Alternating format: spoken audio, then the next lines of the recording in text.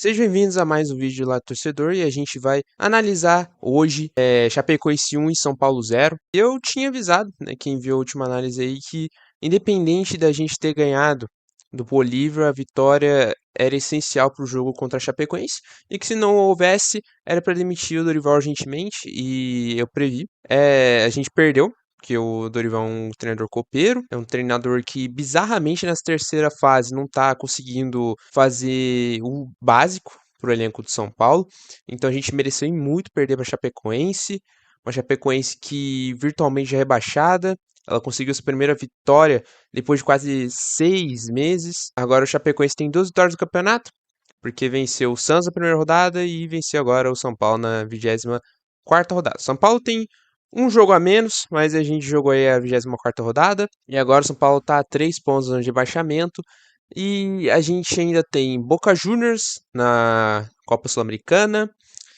E a gente já tem 2 jogos seguidos no Morumbi pro Brasileirão, né? Contra o Atlético Mineiro e contra o Bragantino. Então, novamente, 2 jogos muito importantes aí. E a gente vai criando uma expectativa aí mais pra frente. Mas falando sobre o jogo, sinceramente não tem muito o que falar sobre o jogo, né? Que foi mais o repeteco do mesmo. A gente entrou com um time muito desfalcado, né? A gente teve muitas lesões ocorrendo ao longo dessas últimas semanas. Então a gente entrou com um time em tese misto, mas também praticamente o mesmo que a gente jogou contra o Bolívar na Sul-Americana. E enquanto o outro lado era novamente uma Chapecoense estava e ainda está em último lugar, iniciou com 11 pontos essa rodada.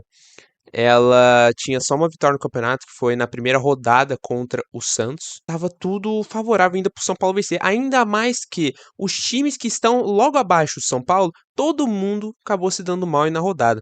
O Santos empatou com o Mirassol, o Vasco foi goleado pelo Palmeiras, o Internacional empatou com o Galo, o Grêmio ele acabou perdendo pro Bragantino e o Remo ele acabou perdendo de virada pro Fluminense. Então era tudo perfeito em tese para a gente poder vencer esse jogo. Mas o grande problema do São Paulo é o próprio São Paulo, né? Como vocês puderam ver. E foi um jogo muito vergonhoso de se ver, né? Um roteiro que, novamente, tá se repetindo desde que o Dorival chegou. E o time ele entrou aguerrido, entrou muito com medo, com lentidão para conseguir formar alguma jogada.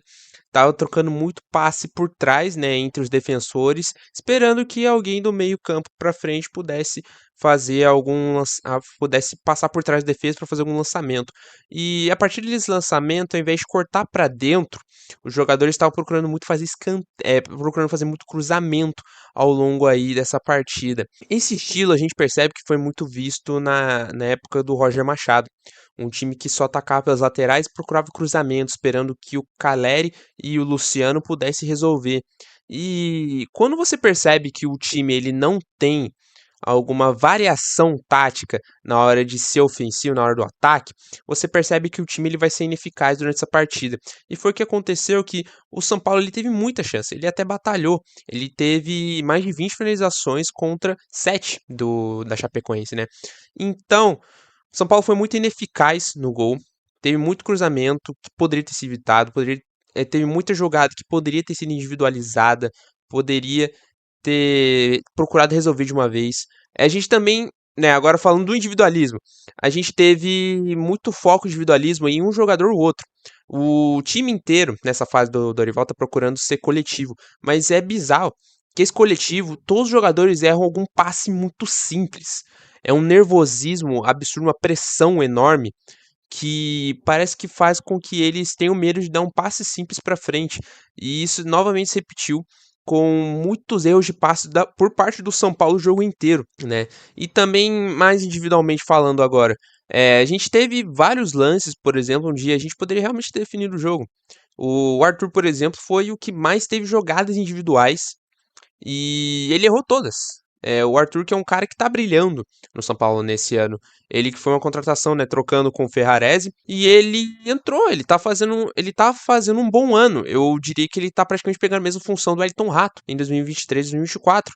Mas a partida de ontem foi humilhante pro Arthur, considerando que todos os chutes que ele deu cara a cara, ele isolou. Já dava pra ver que não tava bem pro lado dele. E ele poderia já ter sido substituído no jogo por conta que, pô, ele não tá resolvendo. Eu acho melhor colocar alguma peça diferente, né? A gente teve também lesões, né? A gente teve a lesão do Caleri no primeiro tempo, que depois do gol ele acabou torcendo o pé. Pelo que parece, ele teve uma entorse no tornozelo. Nada muito grave. Talvez ele vai voltar no próximo jogo já do São Paulo. Mas ele acabou saindo e entrou o Gustavo Santana, entrou um moleque, formado em Cotia, e ele melhorou até o ânimo do time.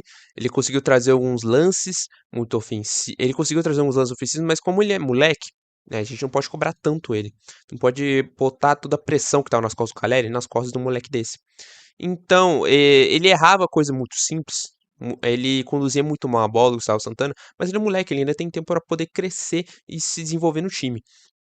Eu acho que deram essa pressão pro Gustavo Santana e podiam ter dado pro Luciano. O Luciano que novamente teve um jogo muito nulo.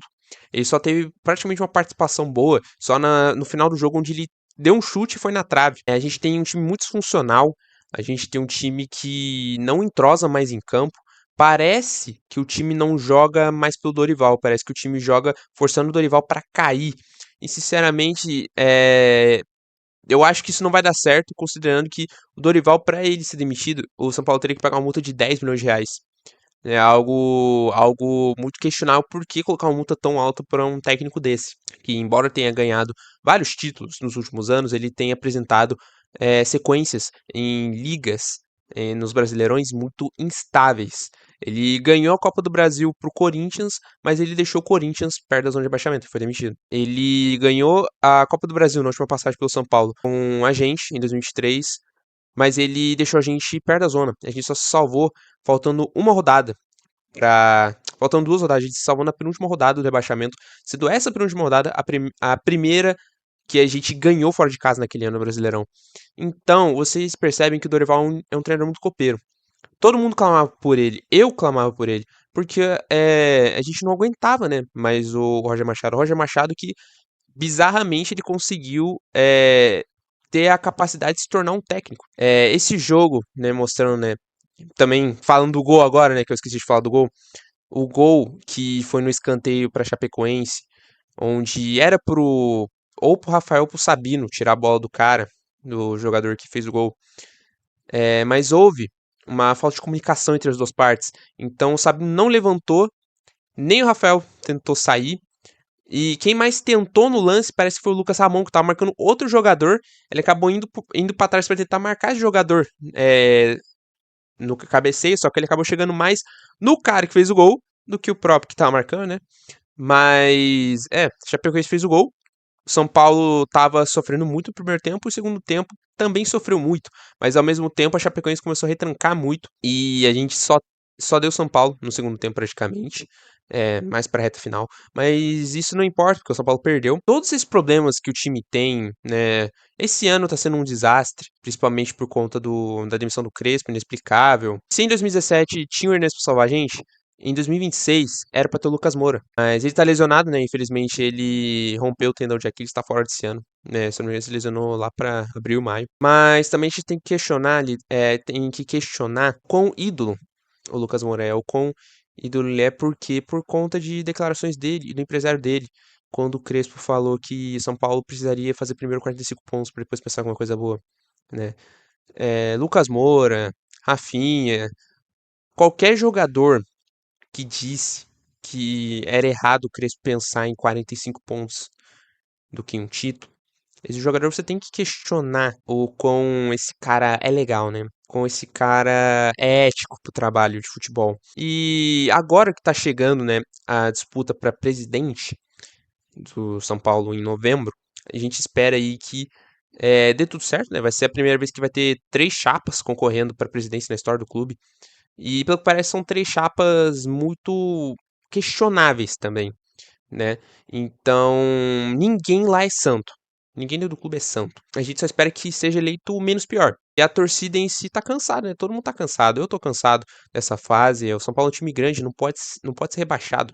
A gente tá praticamente caindo aos pedaços e ninguém tá procurando salvar a gente. E quem era pra ser o porta-voz da torcida, que é independente, quem não torce pro São Paulo, talvez não saiba, mas quem pesquisa um pouco sobre a história de São Paulo, quem participa um pouco do dia a dia de São Paulo, sabe que a Independente é vendida, infelizmente. O Baby, líder da Independente aí, é vendido, gosta de falar bem da diretoria, querer fazer papo furado, cobrança pacífica, pra querer tirar o cu da reta, pra ele poder ganhar regalia da própria diretoria, né? É por isso que ele consegue ir pro estádio sempre. É graças a ele ser comprado pela diretoria que ele fez multirão pra cantar o nome do Roger Machado. E pelo que parece agora, nesse exato momento, eu tô gravando aqui às 2h58, a organizada, a Independente, tá indo no CT, tá saindo lá do estádio de Chapecoense, tá indo cobrar agora, lá em Cotia, os jogadores e a diretoria.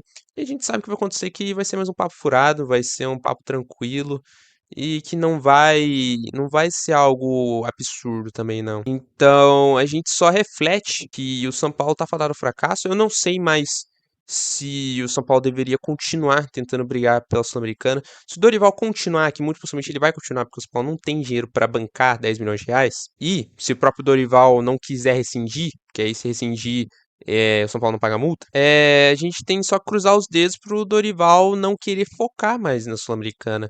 É procurar a gente salvar a zona de rebaixamento. A 25ª rodada pode ser a primeira rodada que a gente vai pra zona de rebaixamento. Desde o ano passado, com o Zubel de início do ano, fazendo a gente não conseguir ter nenhuma vitória em, sei lá, 7, 8 jogos. Aí veio o Crespo e conseguiu fazer a gente ganhar aí algumas partidas e subir na tabela, né? Então é um cenário muito preocupante que faz mais de uma década aí que o São Paulo está em decadência e ninguém para bater na porta aí e questionar o porquê que está acontecendo isso, né? Então é isso, fica aí minha reflexão. Eu não sei até quando eu, como pessoa, vou aguentar assistir o São Paulo por um jogo nesse ano. Tá demorando ainda pra eu poder desligar a TV e nunca mais um jogo. Eu poderia ter até feito isso quando o São Paulo tava tomando 6-0, né? Do Fluminense ano passado. Mas é suportar, né? Suportar. Futebol é vida, né? E eu sou viciado em futebol, sou viciado em São Paulo. Mas uma hora a conta chega e a gente tem que desligar a TV, falar que acabou, não pode botar futebol em primeiro lugar, tem que seguir a vida. Mas até lá eu tô gravando mais vídeo aí pra vocês. Esse é o vídeo, obviamente vai ser bem mais demorado. Eu espero que você tenha curtido esse vídeo. Deixa o like, se inscreva, compartilhe. Se quiser desabafar nos comentários, fique à vontade. Se quiser zoar, torcedor rival, pode zoar também. Então, muito obrigado por assistir esse vídeo. A gente se vê na próxima partida de São Paulo. É isso. Obrigado por assistir e tchau.